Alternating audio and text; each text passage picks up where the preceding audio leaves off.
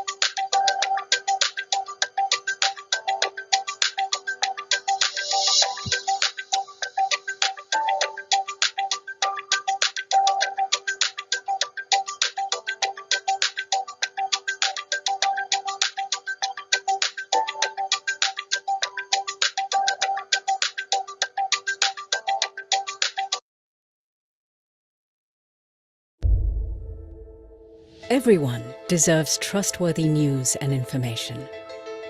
At Internews, we support independent media to create a safer and more informed world. For 40 years, Internews has been elevating local voices in more than 100 countries, in the places that need information most. From radio stations in refugee camps to hyperlocal news outlets, Internews is committed to amplifying underrepresented voices everywhere. We train journalists, tackle disinformation, organize digital rights activists, and offer expertise to help media outlets become financially sustainable. Empowering our partners to reach millions with quality local news that saves lives, delivers accurate information to communities in crisis, and holds power to account.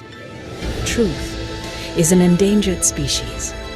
Support the truth and those who report it.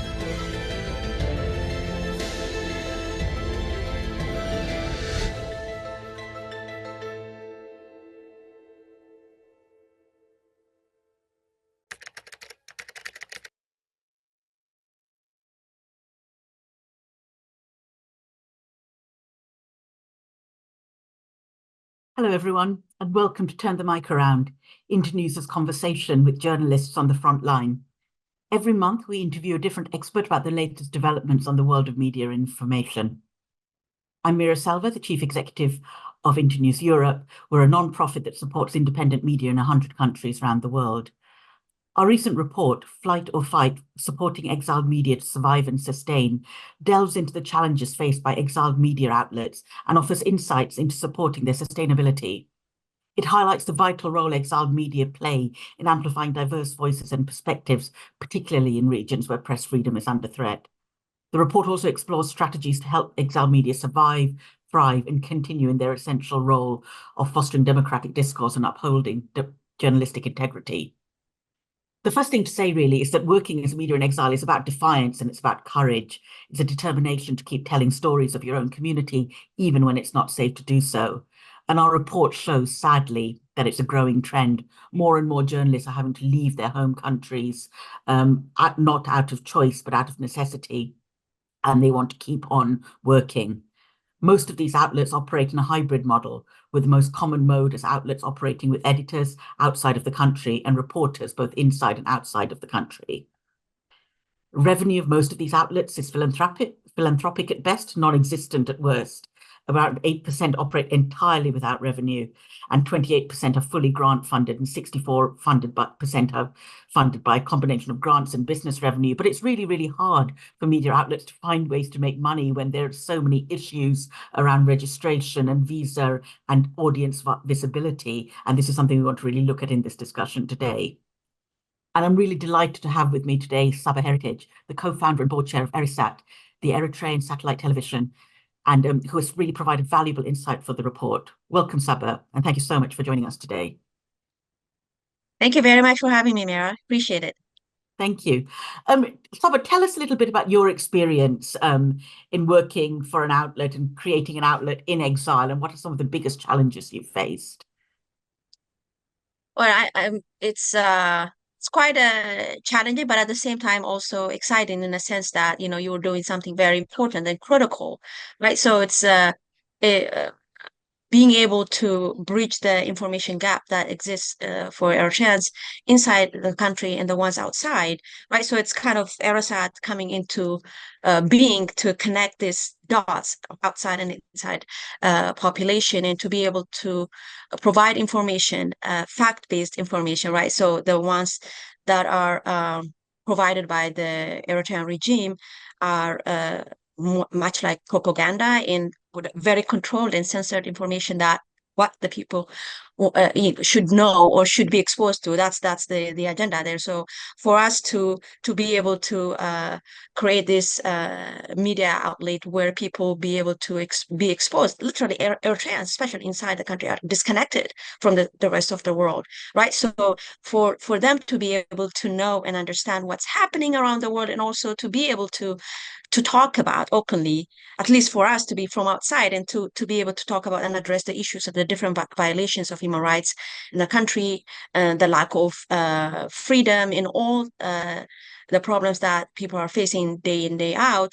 So I think to be able to create that was not an easy endeavor, but at the same time, it's also a way for us, those who live outside the country, and to be able to connect with our people in this way, and to empower them through the power of information. So it's the challenges were real in terms of finances, in terms of human resources, in terms of also finding a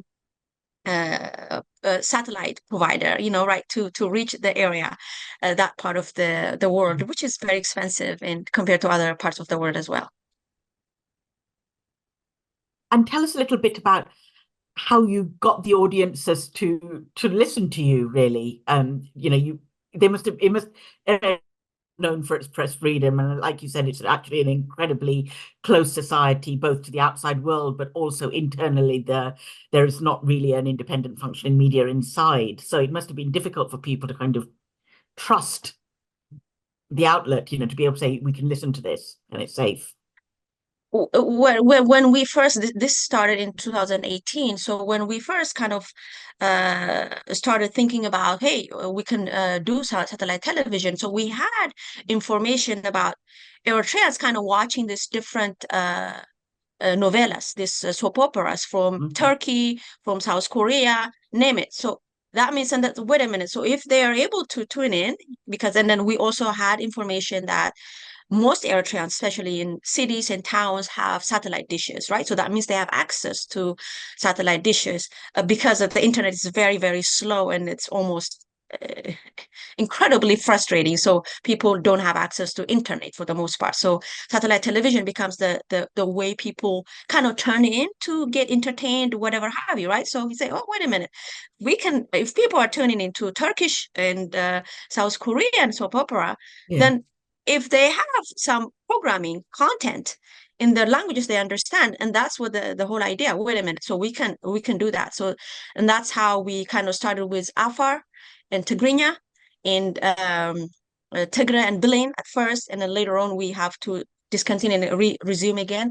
So the first two Eritrean languages were Afar and Tigrinya languages, where people were able to access ERISAT. So when we come on the satellite television, the pioneer independent media organization through satellite, people were very excited. Of course, they were hesitant. Wait a minute, this is happening? And so we get this anecdotal information that people were not feeling safe to watch ERISAT at the beginning of it. But later on, we have information that people are watching it. They don't even worry anymore. They're just watching it because now they have satellite television where they can understand in the language they can understand. So we have about 5 Eritrean languages covered in our news, analysis, entertainment, and different contents that we're providing to our people through ERISAT. Thank you. That is really amazing, and it's using kind of satellite technology and a real understanding of the communities to do your work as well. Tell me a little bit about innovation in this space, and is there something in particular? Because you must have been, if you started in 2018, you've spent the last 6 years obviously thinking about different ways to operate and different things. So, what are you most proud of in terms of innovation? Innovative approaches you've taken here. Well, I mean, when we talk about this, I mean, we're talking about very, very limited resources, almost none to zero, right? So we actually used our own money when we first started ERISAT, right? So we have to look into our, maxed out our credit cards, whatever, our 401k, all those things. But, so the commitment, the level of commitment that the team had at the beginning, the first 3 years of ERISAT existence, 100% of the staff were pro bono.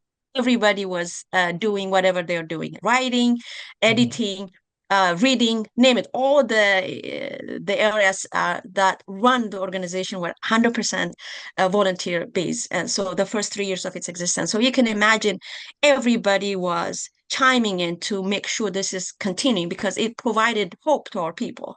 Right? It provided a source of independent information for them. So we wanted to make sure this continues, right? So that kind of commitment, I think, was responded by the Eritrean diaspora, and they started to kind of donate and support financially. And of course, we have the support of Internews later on, which really was very critical for our existence and continue to exist as well. So I think overcoming this to be using our inward-looking kind of approach at first kind of opened up to getting more support from people who saw that this group of individuals are committed, they're ready to do it, so we have to do our part. So the other thing is, like, I think the regime is not just watching us do whatever we wanted to do in terms of reaching out people. So they were going toe to toe to make sure that is kind of being interrupted. One way of doing it is like the Eritrean regime continues to turn off power. So there were consistent power outages in Eritrea, sometimes for weeks, at times for months. And so we said, oh, wait a minute. So since this is satellite television, that you need power to be able to access it. So what we did was in 2022, wait a minute, if the government is continuing to do that, so we have to find a way, innovative way of tackling this challenge. So what we did was started a shortwave radio. Because if you have a shortwave radio, then people can tune in ERISAT when there is a power outages using a battery-operated radio equipment.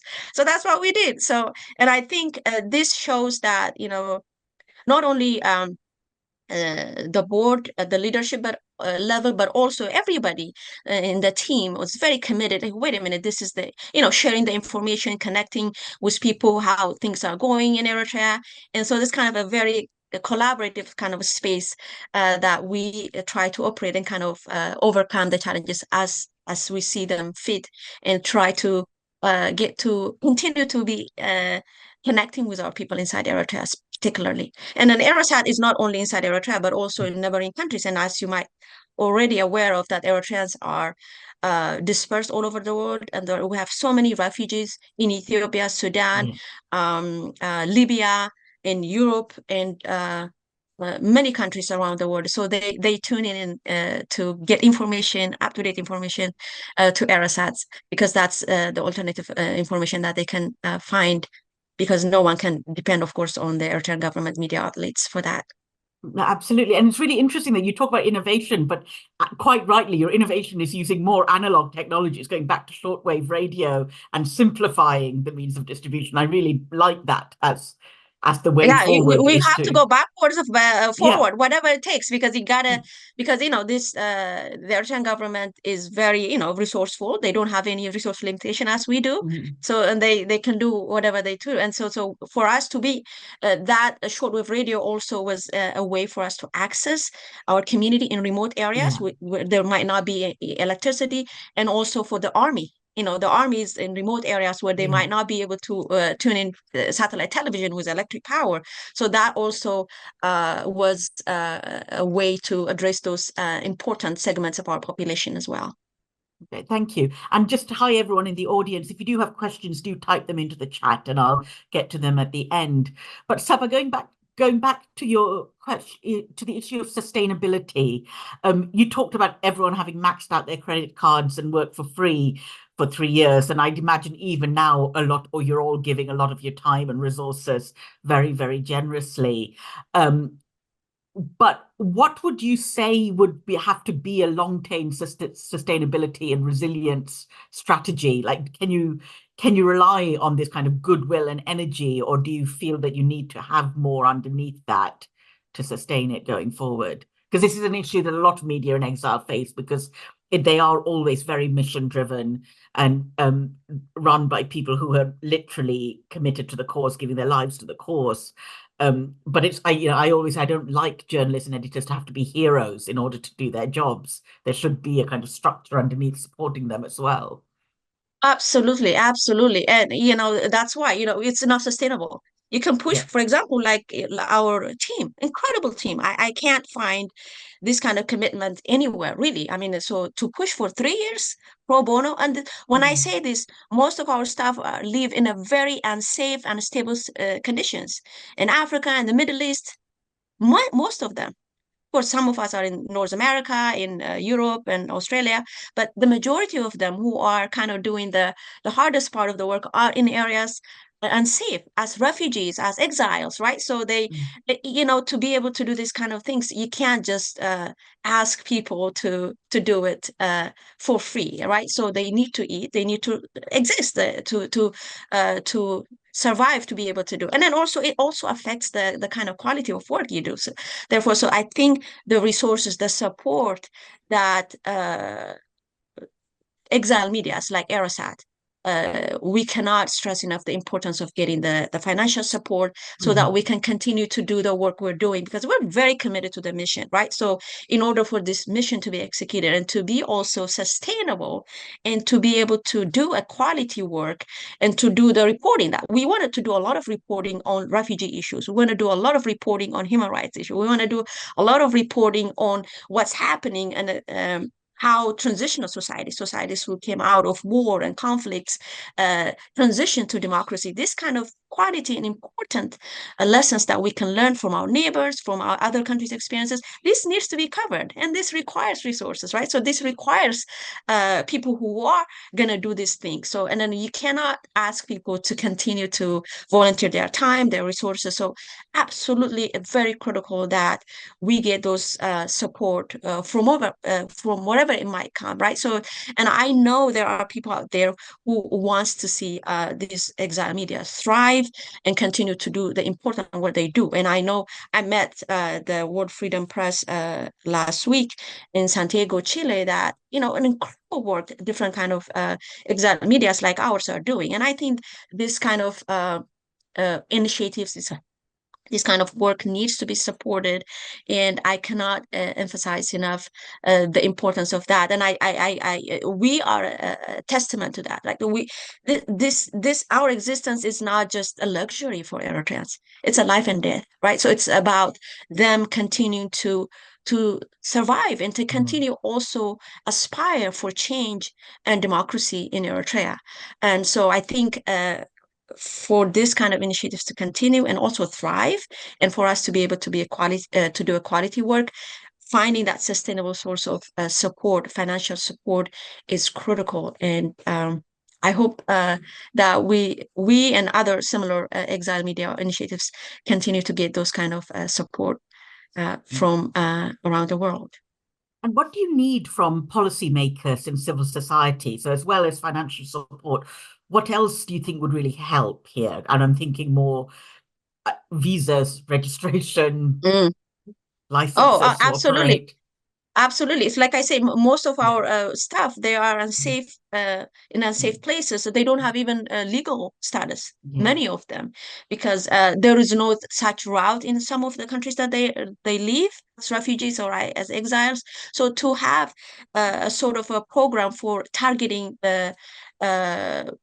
people associated with exile medias, to have visa, to have expedited visa services, and also to get recognition, right? So some of them, even to get that recognition, it takes forever and a long time. So to be able to have those kind of policymakers to kind of understand the complicated visa processes, whatever have you. I know of Eritrean journalists who escaped, very few. About 16 of them, still no one knows 22 years later where they are. They've been detained and disappeared by the Eritrean regime. But the couple of them, the few of them who were able to escape, they have to go through quite a lot of intense and very difficult, complicated process of getting settled to a safe country, to get to the US or to Europe or Canada, right? So to make those processes easy and straightforward for people who are kind of going through difficult times. It's not only, for Eritreans, and I can imagine for many unsafe journalists, it could be from Afghanistan, from Nicaragua, and from different parts of the world who are really escaping for their life. And then if we're going to ask them to help us in the media work in exile, we have to make sure they're safe first. So I think that is a very important and expediting and also making the visa application processes for these journalists to be resettled in a safe areas until it's time for them to return home and kind of do the work that they safely. Absolutely. I mean, my kind of final question, and I'll bring it out to the audience, but this is incredibly hard work. And I just really want to know what gives you hope. Like, how do you keep going with this? Because again, the situation in Eritrea, like in many countries, is protracted. It's gone on for years and years. So keep on doing this with the idea that hopefully at some point you'll be able to go home and do this work at home, but possibly you may never be able to do that. How do you keep going? What gives you hope in these circumstances? Thinking of Eritrean children. That's what gives me hope. And I want Eritrean young to be able to hope to live in their country where they'll be able to have a free and democratic Eritrea, right? I don't want them to think of freedom outside of Eritrea. I want them to think of freedom and being able to live in a free and democratic country inside Eritrea. And I think that is what, in a small way, that ERISAT wants to do that by sending of hope and what it looks like to be living in a country where you have the freedom to express yourself, the freedom of media and the press, and democratic rights to be elected, to have a constitution, and to be in a free country, to be able to learn, to be able to work, to be able to move around. And these kinds are kind of strange. These things that I'm talking about, weird in Eritrea at this point. Right? So I want this to be part of their daily life for Eritrean kids. So that's what keeps me going, in the hopes that this will be the case in Eritrea pretty soon, right? So, and then if we can do this little thing that we're doing from exile, and hopefully for Eritrean kids to be able to think of that hope within Eritrea, then I think that's something I would feel like, okay, we've done something in this initiative. Thank you. That's amazing. If you do have questions, do type them into the chat and I will ask them. But while we're waiting for that, and if you don't have questions, that's also fine. Saba, I just wanted to ask a little bit more about the audiences, because when you're operating in exile, you're far from the people you're reporting for and the people you're reporting on as well. And how do you bridge that gap? How do you keep that link with the communities, and how do you understand what's going on inside Eritrea? How does the network work? Well, it's kind of we see that our main target is people inside Eritrea, right? But at the same time, we also want to connect the diaspora community with the ones inside Eritrea, right? So we connect by telling their story. I'll tell you a story that we've a program we did on ERISAT a couple of years ago, documenting the stories of the family members and the colleagues and friends of the Eritrean disappeared journalists, right? So the first time the Eritrean people, families and friends, whatever, inside Eritrea, they were able to hear those stories being told by the family members who are, of course, outside of Eritrea at the moment. And so that gave, I cannot tell you the kind of feedback we got from home, right? So now so our family members are not forgotten. Somebody's talking about them. So we're able to hear about them. So I think we connect to them through this kind of storytelling, right? So by telling the stories of those who were supposed to be forgotten, that's the plan. The government wants us to forget. So, and we are insisting we're not going to forget. We're going to continue to tell the stories of those who were detained, prisoners of conscience, the former journalists, independent journalists. We actually feel like we are doing the work that they have started in the early 1990s, mid 1990s, right? So they were short-lived media presence, independent media presence in Eritrea. So we feel that we are the extension of that, and to continue to highlight the stories like that, stories of human rights violation, the stories of disappearances, stories of also people who are succeeding outside of Eritrea, right? So that in a hope that if these people, all these incredibly successful people outside of Eritrea, one day might return to Eritrea, right? So, and then this providing, connecting these links, people living into different spaces with different sort of exposure to freedom and rights. So I think we connect that way, and also we have informers, of course, very confidential, very we do all sort of protection among keeping the confidentiality of informers from in Eritrea, and also people who are traveling outside of Eritrea for medical reasons, whatever have you. We get also the information that way as well, so that we connect, we remain close and near to what's really burning issues for Eritreans inside of Eritrea. That's amazing. So as well as the storytelling, you're just keeping this you are kind of sustaining this network of communication channels inside and outside, which is incredible work. Thank you. Just before we finish up today, I just want to kind of share a quote we had from interviewee AA. We kept the names anonymous in our report, who said, you know, are we safe? No. Are we safer than we were? Yes, because of the accumulated defenses that we are building around us. And I think this is the point I want to make about media in exile. There is a concept of solidarity amongst journalists that we don't always see and we don't always value, but it can sometimes be the most important thing to sustain us, to know that you're not alone. There are other people working in the same way, fighting the same fight, and supporting each other, and you know, sharing that empathy and understanding is important. I was going to say more important, but it's not. It's as important as financial resources and legal protections as well. So Saba, it's been amazing to have you with us to kind of share your stories and your experiences. And I really do hope that this conversation carries on both with you and your communities, but also the other journalists who've had to leave home and are reporting on their communities back home, keeping these living bridges alive through incredibly difficult times. Thank you.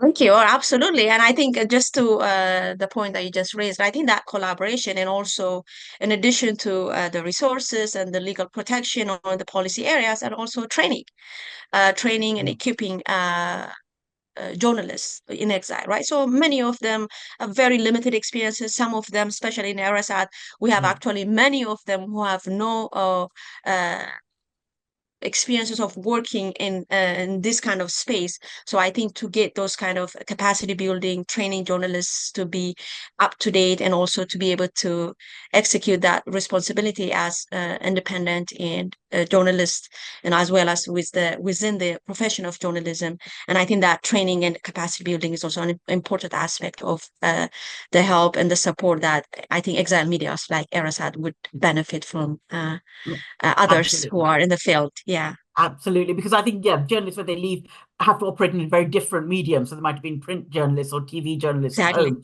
and suddenly they have to be online reporters and understand satellite technology. So absolutely, getting those skill sets is important as well. Thank you so much. And that's it for this edition of Turn the Mic Around. And the full report will be linked in this chat. It's been linked above. And you can also learn more about Internews' work supporting journalists around the world at internews.org. And while you're there, follow us on social media and click on that donate button if you can. We can only do this work with your support. So thank you so much. And thank you again, Saba. Thank you very much, Mira, for having me.